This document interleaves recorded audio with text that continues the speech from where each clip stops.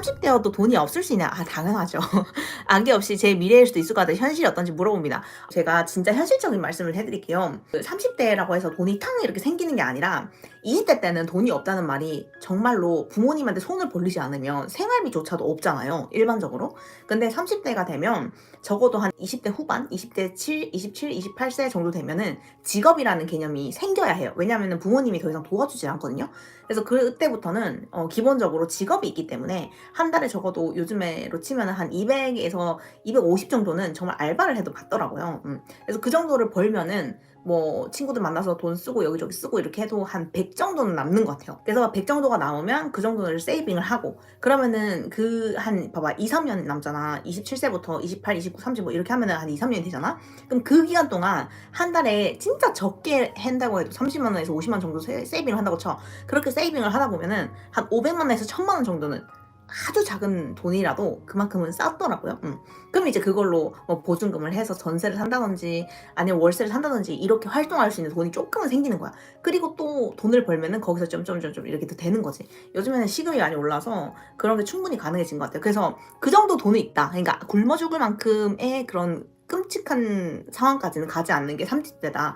근데 20대는 정말 돈이 없으면 치명적으로 돈이 없어서 정말 눈앞이 깜깜하잖아요. 그리고 20대 때는 왜 돈이 없고 너무 깜깜하냐면 능력도 없고 스킬도 없고 쌓아놓은 게 아무것도 없는 거야. 고등학교 졸업하고 나서 이제 나 뭐 하지? 아무것도 하는 게 없는 거야. 그래서 그게 너무 힘든 건데 20대 중반까지 사람들이 그 기간 동안 열심히 뭔가를 찾아요. 내가 뭘 하면 알바라도 할 수 있을까? 어떤 것을 통해서 내가 돈을 벌 수 있을까? 이런 걸 막 찾으면서 돈이 될 수 있는 어떤 걸 찾는 거야. 그래서 20대 후반부터는 그래도 입에 풀칠할 정도의 직업은 구하고, 그래서 30대부터는 좀 안정적으로 사는 것 같아요. 30대라고 다 돈이 많은 건 아니야. 근데 한 가지 제가 확실하게 할 수 있는 건, 제가 20대 때 너무 육체적으로 일을 해서 돈을 많이 벌어봤고, 또 저는 이제 선생님이었기 때문에 학생을 가르치면서 두뇌나 머리를 써서 돈을 버는 것도 해봤잖아요. 근데 그 두 개를 했을 때 저는 이제 육체노동을 한국에서는 안 했고 호주에서 했기 때문에 시급은 잘 받았어요. 여기서나 저기서나. 그래서 육체노동이나 정신적인 노동이나 둘 다를 해서 돈을 많이 벌었어. 근데 그때 진짜 어느 정도 일을 했어야 됐냐면 14시간에서 진짜 16시간, 잠자는 시간 빼고는 전부 다 일을 하는 시간으로 썼어요. 전부 다. 근데 그렇게 일을 해야지 1년에 한 1억을 벌었어요. 그 당시에. 너무너무 일을 많이 했는데 온갖 내 뼈를 갈아서 그렇게 돈을 벌 수 있었어. 근데 여러분 그렇게는 평생 못해요. 절대 못해요. 한 20대 중반까지는 가능한데 20대 후반부터는 진짜 너무 체력이 후달리고 너무 힘들어서 그렇게 못해요. 그래서 30대부터는 그런 활동을 아예 못한다고 생각하면 돼요. 그렇게 하면은 몸이 다 망가지고 정신도 엄청 피폐해져요. 근데 저는 그때 당시에 어렸고 팔팔했기 때문에, 그리고 막 열정이 너무 가득했고 목표의식이 너무 명확했기 때문에 그때는 가능했던 것 같은데, 지금도 하라고 하면은 못할 것 같은? 이제 그때는 제가 그렇게 한 게 너무 자랑스럽고 너무 잘한 일이라고 생각했고 그랬지만, 지금 돌이켜 생각해보니 정말 미련했다. 왜냐면 세상에 돈을 버는 방법은 너무 다양하고 조금만 돈을 버는 방식에 대해서 사고의 전환이 되면은 훨씬 더 쉽고 빠르게 돈을 벌고 모을 수 있는데, 그 부를 쌓아서 증식도 시킬 수 있는데, 그때는 나한테 그걸 가르쳐준 사람이 아무도 없었어. 어떻게 해야 돈을 벌 수 있다, 무엇을 공부해라 이런 걸 해주는 사람이 없었단 말이야. 그래서 그냥 무작정 했었던 거죠. 근데 저도 이제 20대 중후반부터 그런 경제적인 것을 배웠고, 그걸 통해서 지금은 거의 제가 원래 모아놨던 부의 한 10배 이상은 번 것 같아요. 그래서 제가 종종 여러분한테 경제 공부도 가르쳐주고 하는 게 그런 것 때문인 것 같아요. 뭔지 아시겠죠? 그러면은 바나나님 어떻게 돈을 증식을 하셨나요? 네, 여러 번 얘기하잖아. 여러 번 얘기하는데 요즘에는 여러분들이 그래도 코인도 많이 하시고 다양한 방식으로 하시는 것 같은데, 우선은 투자를 무조건 하셔야 되는데, 저는 가장 안정적인 투자로는 저축이 있어요. 저축이, 선생님 어떻게 저축으로 돈을 모으죠? 라고 생각을 하시는데, 자 봐봐. 내가 생각했을 때는 가장 중요한 거, 맨 처음에 한 5천만 원, 3천만 원에서 5천만 원 정도를 버는 게 좀 핵심인 것 같아요. 그 정도 돈을 버는 게 옛날에는 진짜 어려운 일이었지만 요즘에는 솔직히 말해서 그렇게 힘들지 않은 것 같아. 왜냐면 최근에 수혜가 고깃집 알바한다고 들었던 거 기억나시죠? 지금도 아마 알바하고 있을 것 같은데, 요즘에는 고깃집에서 알바를 해도 수혜가 처음으로 알바를 하는 건데 270만 원을 받는데, 여러분 270이면 꽤 큰 돈이에요. 여러분 270이면 여러분들이 진짜 최저 비용으로 뭐 부모님이 사는 집에 산다 뭐 이런 거 다 생각하잖아. 그럼 진짜 20만 원 정도 쓰고 나머지 250 다 저축할 수 있어. 뭔 줄 알아? 정말 그 정도는 쓸 수 있어요. 근데 왜 5천만 원 정도를 얘기를 하냐면 5천만 원 정도가 여러분들이 있다고 치잖아요. 그럼 그 돈을 적금이나 예금으로 묶어 가지고 넣어 놓잖아. 그러면은 거기에서 최근까지도 진짜 그 금리가 좋았어요. 그래서 넣어 놓으면은 한 4% 정도 주는 데가 있었거든. 5%까지도 있었어.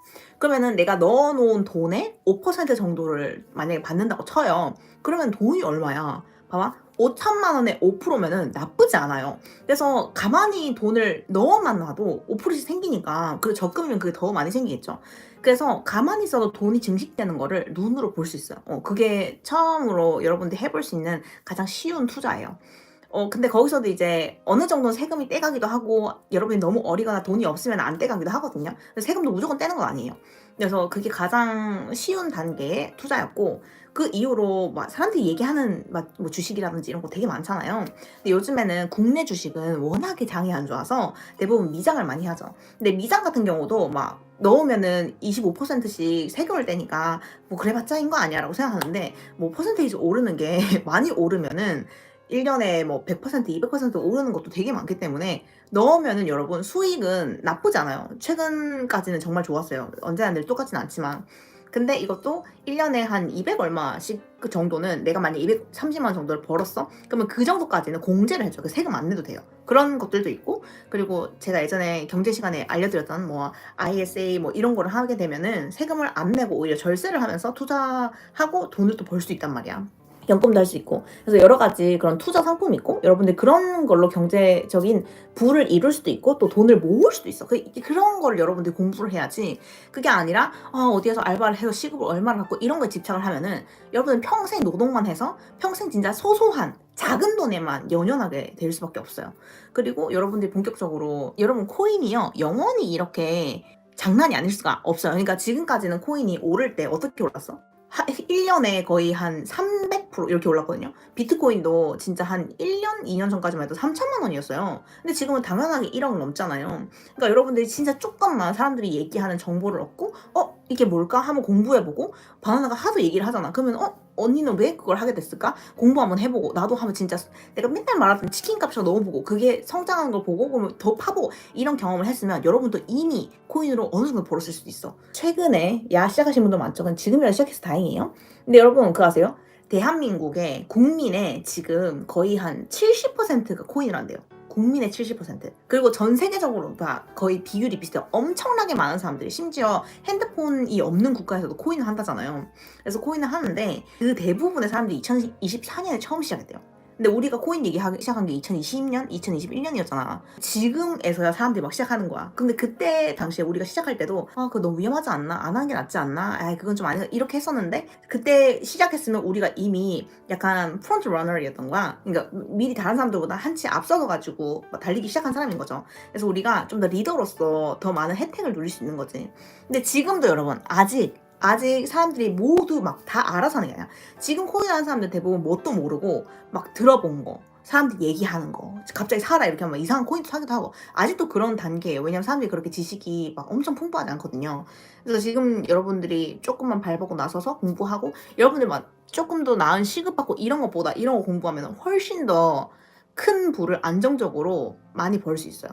여러분들 지금 당장 코앞에 오고 있는 시급에 연연하지 않는다면 훨씬 더 안정적으로 더 크게 할 수 있다는 거야. 근데 물론 그거는 꾸준하게 공부를 하는 것도 좀 도움이 돼야겠죠.